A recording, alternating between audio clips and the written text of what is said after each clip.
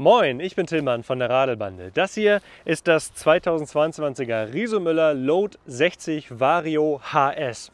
Und HS steht in diesem Falle für High Speed, denn das ist die 45 km/h Variante des Riso-Müller Load.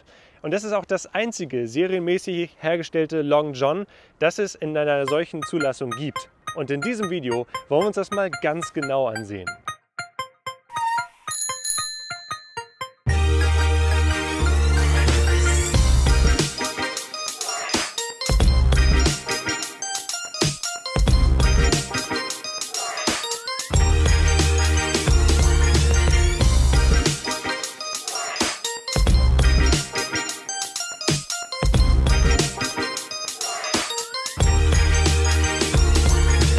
Ich habe euch über die Jahre schon diverse Riso-Müller Loads gezeigt. Erst ein Load 60 von 2018, dann ein Load 75 von 2020, dann ein Load 75 von 2021 und zuletzt ein 2021er Load 60, das ich als Ersatzrad von Fahrradhandlung Willard 2.0 zur Verfügung gestellt bekommen hatte.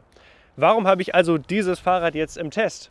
Erstens, weil ich noch nie ein Fahrrad in einer Highspeed-Version getestet habe und zweitens, weil ich auch noch nie ein Load 60 mit Kindersitzen hatte. In diesem Video zeige ich euch also das Riso-Müller Load 60 Vario HS im Detail. Zuerst gehe ich auf die Daten und Fakten ein, dann auf die ganzen Details und Features und da gibt es einige.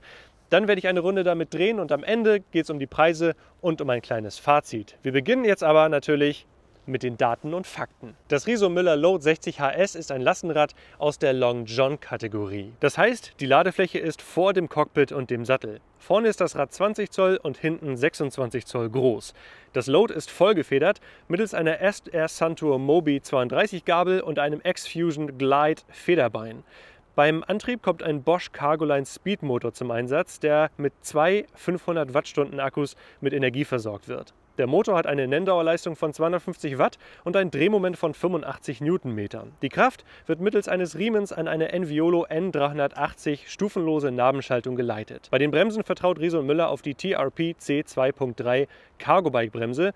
Das ist eine Vierkolbenbremse mit 180 mm Scheibe vorne und 203 mm Scheibe hinten, die dazu noch besonders dick sind mit 2,3 mm. Bei der Beleuchtung kommt Supernova zum Einsatz. Vorne die M99 Mini Pro und hinten die M99. Der Sattel kommt von Selle Italia und die Griffe von Ergon. Das Riso-Müller Load 60 hat eine Gesamtlänge von 2,48 Meter und ein maximales Gesamtgewicht von 200 Kilogramm und wiegt selber ca. 45 Kilogramm nach Werksangabe. Mit dem Zubehör und den extra Akkus könnte das durchaus noch ein bisschen mehr sein. Die Sitzposition beim Riso-Müller Load ist vielseitig einstellbar und sollte sich somit für die meisten Größen eignen. Die minimale Sattelhöhe ist 60 cm, die maximale Sattelhöhe liegt bei 87 cm und ist damit auch höher als für mich erforderlich, was ein gutes Zeichen ist mit meinen 1,96 m. Der Lenker lässt sich hier vorne in der Neigung verstellen. Es gibt eine weitere und eine kürzere Position und er lässt sich auch in der Höhe verstellen. Allerdings ist er selbst in der höchsten Position, wie ihr das hier sehen könnt, unter dem Sattel, wenn dieser in einer relativ hohen Position ist. Das heißt, größere Menschen fahren immer mit einer sportlicheren Sitzposition. Ich zeige euch das jetzt mal. Hier, um hier rüber zu kommen, muss man einen Einstieg von 62 cm überwinden. Das ist also gutes Mittelmaß, nicht allzu anstrengend. Und das ist jetzt meine Sitzposition. Jetzt muss ich aufpassen, dass ich nicht hinfalle. Das ist meine Sitzposition. Also ihr könnt sehen, ein deutlich nach vorne geneigter Rücken. Wenn ich deutlich kleiner wäre, dann könnte ich auch eine relativ aufrechte Position hinbekommen und in einer aufrechten Position fahren.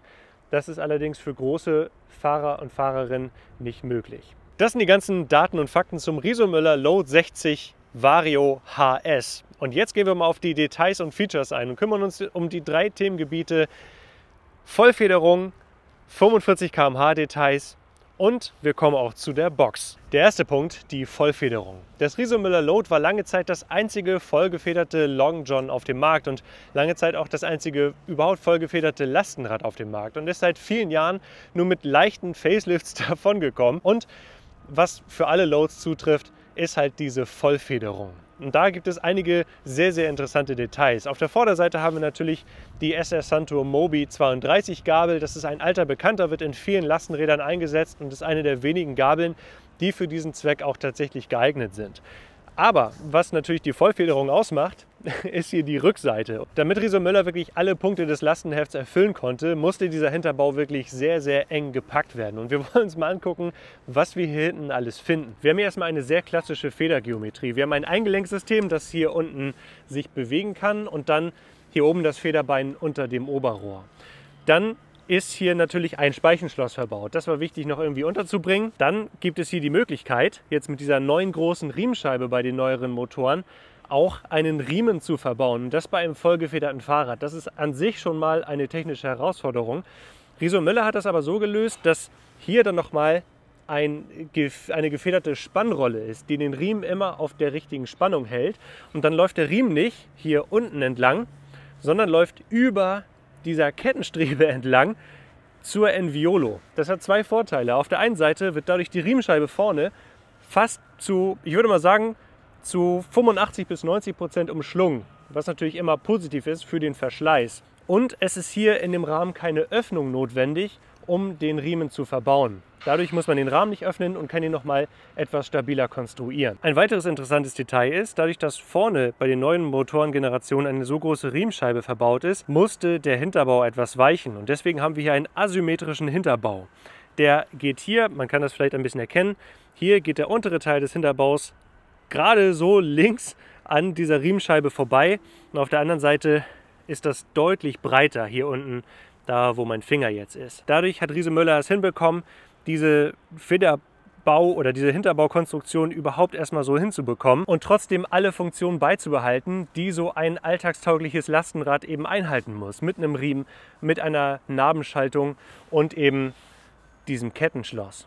Das ist kein Kettenschloss, das ist ein Speichenschloss. Dann ist ein weiteres Detail dieser Gepäckträger. Denn ein Gepäckträger bei einem vollgefederten Fahrrad ist ebenfalls eine Herausforderung. Riso Müller hat das so gelöst, dass dieser Gepäckträger eben komplett hier an dem vorderen Rahmen verschraubt ist. Wir haben hier zwei Punkte, da ist der verschraubt und zwei Streben gehen nach hinten und halten dann natürlich hier die Details, die ich euch im nächsten Punkt zeigen werde. Interessant ist, dass dieser Gepäckträger trotz dieser Konstruktion 20 Kilogramm aushalten kann. Und das ist eine ganze Menge für eine solche filigrane Konstruktion. Der nächste Punkt bei den Details und Features sind die Besonderheiten, die ein 45 km/h Fahrrad, darf man ja nicht mehr sagen, die dieses Fahrzeug ausmachen. Und das, was am meisten ins Auge fällt, ist natürlich hier das Kennzeichen. Ob man damit im Alltag ernster genommen wird als mit einem normalen Fahrrad, das werde ich nochmal in einem weiteren Video behandeln. Abonniert am besten einmal diesen Kanal, um das nicht zu verpassen. Dazu haben wir hier dann noch einen obligatorischen Reflektor und hier diese Supernova-Beleuchtung. Das ist natürlich nochmal ein Punkt, der nochmal bei diesen Rädern besonders ist, weil dahinter gesetzliche Bestimmungen stecken. So müssen S-Pedelecs halt mit einem Bremslicht ausgestattet sein und auch eine Kennzeichenbeleuchtung besitzen. Die nächste Besonderheit, die ein S-Pedelec haben muss, ist natürlich ein Spiegel. Auch ein Spiegel kannst du dir an dein normales Pedelec bauen, das ist überhaupt kein Problem und ist ebenfalls ein deutlicher Sicherheitsgewinn. Hier ist er allerdings vorgeschrieben. Und wenn wir uns mal den Lenker ansehen, dann haben wir hier nochmal zwei weitere Tasten, die dein normales Pedelec eventuell nicht hat. Das ist auf der einen Seite diese Taste hier. Was die macht, das können wir gleich sehen. Und diese Taste hier, was die macht? Richtig, eine Hupe.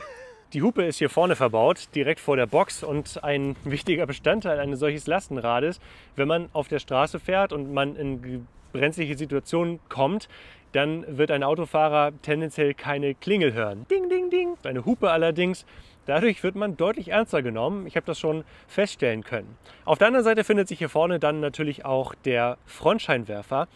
Der Supernova hat eine weitere Besonderheit, nämlich das Fernlicht. Was ich euch eben schon gezeigt habe, der Knopf, der das Fernlicht an- und ausschaltet, das ist eben auch etwas, was ein S-Pedelec haben muss. Es muss eine Fernlichtfunktion haben und dieser M99, das ist wirklich einer der besten Scheinwerfer, die man überhaupt auch für normale Pedelecs bekommen kann. Dazu müssen S-Pedelecs auch mit Dauerlicht fahren, so wie das auch für normale Motorräder zum Beispiel vorgeschrieben ist. Und bei allen anderen Dingen ist das Riso Müller Load HS genauso wie das normale Riso Müller Load ohne diesen Namenszusatz und ohne diese 45 km/h Zulassung. Und das ist schon wirklich was Besonderes, dass auch die normale Version schon für höhere Geschwindigkeiten ausgelegt ist und auch höhere Geschwindigkeiten aushält. Das heißt auch, wenn man mit einem Riso Müller Load eine längere Abfahrt zum Beispiel runterfährt und auf Geschwindigkeiten von 45 km/h kommt, sind die Bremsen, sind alles andere darauf ausgelegt, diese Geschwindigkeiten auch fahren und im Zweifel auch abbremsen zu können. Und das ist doch ein ganz wohliges Gefühl.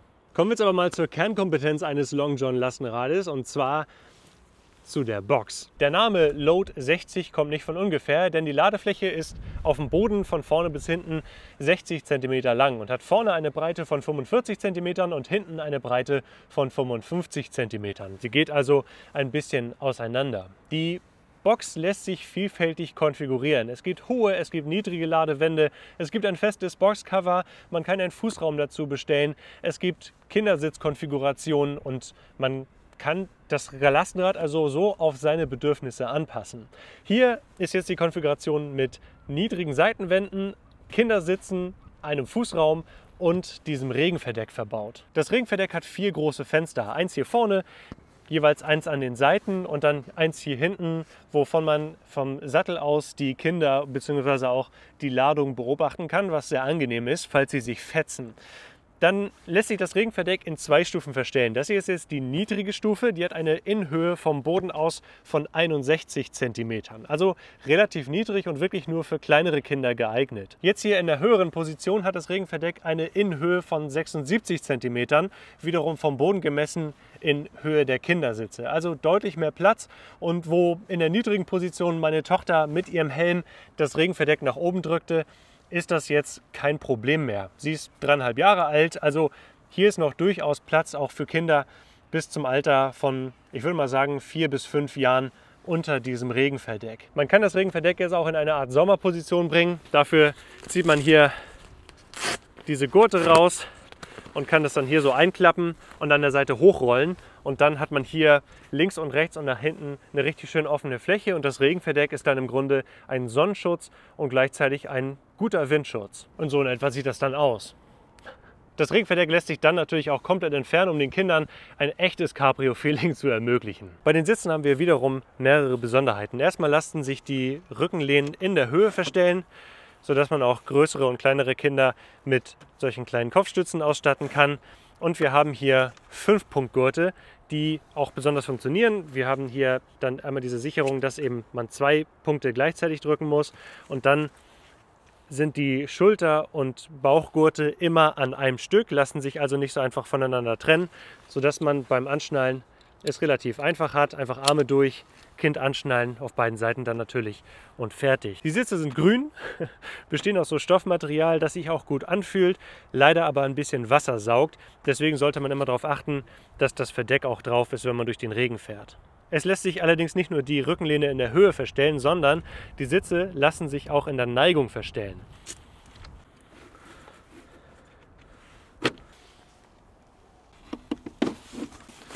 Und dann hat man gerade für kleine Kinder nochmal eine richtig angenehme Schlaf- und Liegeposition. In der aufrechten Sitzposition sind noch etwa 40 cm Fußraum übrig, in der flacheren Sitzposition noch etwa 20 cm. Aber das Coole ist, die Kinder müssen hier nicht so komplett flach drin sitzen, denn hier könnt ihr sehen, hier ist noch eine kleine Box, ein kleines Fach, und wenn man das öffnet, dann hat man einen Fußraum oder auch einen Raum, wo man Handschuhe oder allerlei Kram drin verstauen kann, wie zum Beispiel Spanngurte.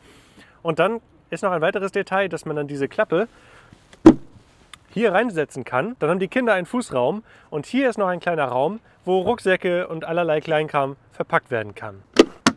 Das sind die ganzen Daten und Fakten, besonderen Details und Features zu dem Riso Müller Load 60 Vario Highspeed. Und jetzt wollen wir mal meine beiden Mitarbeiter und allerlei Kram in dieses Fahrrad laden und sehen, wie sich so ein Highspeed-Lastenrad fährt. Und wir legen los. Und gleich schon bei 25 km/h, und jetzt fällt auf, er kommt nicht in diese Sperre rein, sondern er rollt einfach weiter. Und ja, hier das Holzentor, die Lübecker Altstadt.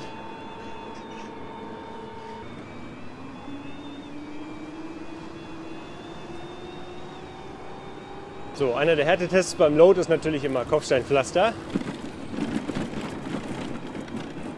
Das bereitet dem Rad überhaupt keine Schwierigkeiten. Ich sitze sehr, sehr bequem. Ein paar Vibrationen kommen durch, gar keine Frage, aber insgesamt, das Vorderrad klappert ein bisschen. Und jetzt haben wir Gegenwind. Und Gegenwind, ja, was ist gerade passiert? Ich bin umgefallen, bin hier auf diesen Schienen ausgerutscht Eigentlich hätte ich es besser wissen müssen. Nasse Schiene, zu flach dran gefahren. Entschuldigung, Riso Müller, das sieht echt nicht gut aus. Hier auf den Gepäckträger ein bisschen. Achso, und mein Knie. Mein Knie hat Aua. Also, was ich sagen wollte. Die Riso Müller Loads sind natürlich hervorragend für Kopfsteinpflaster geeignet. Und mit der GX-Bereifung hat man natürlich super Winterreifen. Allerdings darf man mit einem S-Pedelec tendenziell sowieso nicht ins Gelände. Man merkt schon, dass der Motor für Steigung und für Gegenwind deutlich kämpfen muss. Jetzt gehen wir mal auf 45 km/h hoch und machen gleich mal den Bremstest. Und auf 45 km/h zu kommen, ist eine Aufgabe. Das macht man nicht einfach mal so. Nicht mit diesem Fahrrad und nicht mit dieser Schaltung.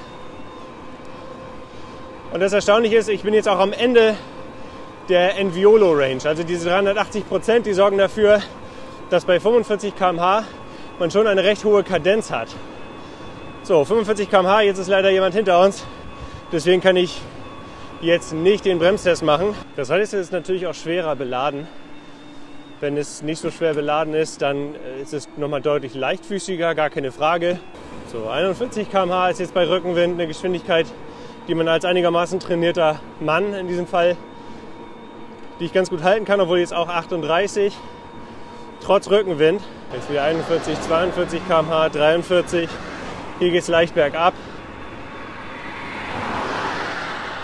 Ja genau, hier ist 50 übrigens. So, und wir gehen jetzt gleich mal in den Gegenwind rein. Beziehungsweise erstmal den Bergtest. Wir sind jetzt auf 22 km/h. Jetzt fahren wir mal hier hoch. Turbo-Modus. Wir versuchen nicht so viel, nicht so stark zu treten. 27, 25, 24, 23, 20, 17 km/h. 5 km/h etwas schneller als mit einem normalen Pedelec, aber kein wirklicher Unterschied. Also für stärkere Steigungen fehlt dem Motor dann der Bums, um höhere Geschwindigkeiten beizubehalten und höhere Geschwindigkeiten zu fahren. Drehen wir mal um. Also umdrehen, Wendekreis, das ist echt gut, gerade wenn man rechts rum möchte. Links rum ist er noch etwas eingeschränkter. So, ab in Gegenwind. Also jetzt haben wir Gegenwind, auch recht starken Gegenwind mit 45 km/h. Aber das, was ich eben an Kraft gebraucht habe, um 40 zu fahren, da komme ich jetzt auf 31, 32 km/h. Bei Gegenwind 45 zu erreichen, ist selbst für den kräftigsten Fahrer eigentlich, ja, ich will nicht sagen unmöglich, aber wahnsinnig schwierig. Und ich bin relativ trainiert. Jetzt merkt man schon den Geschwindigkeitsanstieg, wenn ich im Windschatten bin. Jetzt kommt gleich wieder Gegenwind. Jetzt, und ich werde wieder langsamer, obwohl ich etwa das gleiche an Kraft trete. Der Bosch-Motor ist einfach nicht kräftig genug. Natürlich ist die Enviolo auch dann ein limitierender Faktor, zu nah überholt. Der Wirkungsgrad von der Enviolo ist einfach nicht hoch genug. Auch wieder zu eng überholt. Ja, bei Rückenwind ist das echt einfacher, deutlich einfacher. Man merkt den Unterschied eindeutig. Und ich weiß nicht, ob das bei einem S-Pedelec so sein sollte, dass man einen solchen Unterschied spürt zwischen Gegenwind und Rückenwind. Ich merke jetzt gerade mein Knie, deswegen werde ich jetzt den Fahreindruck einmal abbrechen. Es ist leider nicht zum Bremstest gekommen, aber ich habe mehrmals abgebremst, an Ampeln natürlich und so. Die Bremsen sind gut, auch aus 45 km/h schaffen sie es, das Fahrrad ordentlich zu verzögern. Aus 25 km/h ja sowieso. Vom Fahren her ist das ein wahnsinnig agiles, wahnsinnig spaßiges Fahrrad. Das ist Riso Müller Load. Ich habe ja, wie gesagt, schon mehrere gefahren. Und das ist jedes Mal ein Fahrspaß, ein großer Komfort. Und man hat immer das Gefühl, dass die Räder, Vorderrad und Hinterrad, genau das machen, was man möchte. Außer wenn man vielleicht auf nasse Bahnschienen gerät. Das Riso Müller Load 60 gibt es in 3 verschiedenen Schaltungskonfigurationen und dann jeweils ohne Highspeed-Option und mit Highspeed-Option. Das Load 60 Touring, also mit Kettenschaltung und ohne Highspeed, startet bei 6.349 € und wenn man die Rohloff-Version mit Highspeed, also mit 45 km/h Option haben möchte, muss man 8.649 € bezahlen in der Grundausstattung. Sämtliches Zubehör, was ihr hier seht, kommt dann noch oben drauf. Dieses Fahrrad hier in dieser Konfiguration mit den Kindersitzen, mit dem Regenverdeck, mit dem Doppelakku und der Highspeed-Option und der Enviolo und der GX-Option mit den Stollenreifen kostet 9.078 € Kommen wir jetzt mal zu den 3 Dingen, die ich beim Riso Müller Load 60 Vario HS mag und zu den 3 Dingen, die ich daran nicht mag. Wir beginnen mit den 3 guten Dingen. Das erste ist die unglaubliche Agilität und das Handling. Dieses Fahrrad fühlt sich wesentlich leichter an, als es tatsächlich ist, und es lässt sich sehr, sehr leichtfüßig fahren, lenken. Man hat eine sportliche und agile Sitzposition und das macht wirklich wahnsinnig viel Spaß, dieses Fahrrad zu fahren, weil man das Gefühl hat, dass es wirklich um jede Ecke, um jede Kurve und mit der GX-Option auch Offroad einfach sehr, sehr weit kommt. Der zweite Punkt, der mir gefällt, sind die Optionen, die man mit dem Rad hat. Man hat viele verschiedene Möglichkeiten, das Rad an seine eigenen Zwecke anzupassen, egal ob man nun Kinder damit im Alltag transportieren möchte oder nicht, oder ob man den Hund oder irgendwelche Waren transportieren möchte. Das Load ist bereit dafür, indem Riso Müller einfach von vornherein eine große Auswahlmöglichkeit verschiedener Boxkonfigurationen anbietet. Der dritte Punkt, der mir gefällt: es ist sehr einfach damit zu leben. Die Enviolo mit dem Riemen, das sind einfach Bauteile, die sehr wartungsarm sind. Einfach draufsetzen und losfahren. Das Rangieren, das Einparken gelingt sehr, sehr einfach. Durch das Kettenschloss hier und die Kette, die jetzt auch noch mit dabei ist, kann man es einfach irgendwo anschließen und der RX-Chip übernimmt dann auch noch das GPS-Tracking, sodass man sich noch nicht mal da mit irgendeinem Thema noch auseinandersetzen muss, sondern man bekommt einfach alles aus einer Hand. Dann die 3 negativen Dinge, dafür habe ich einfach mal die Seite gewechselt.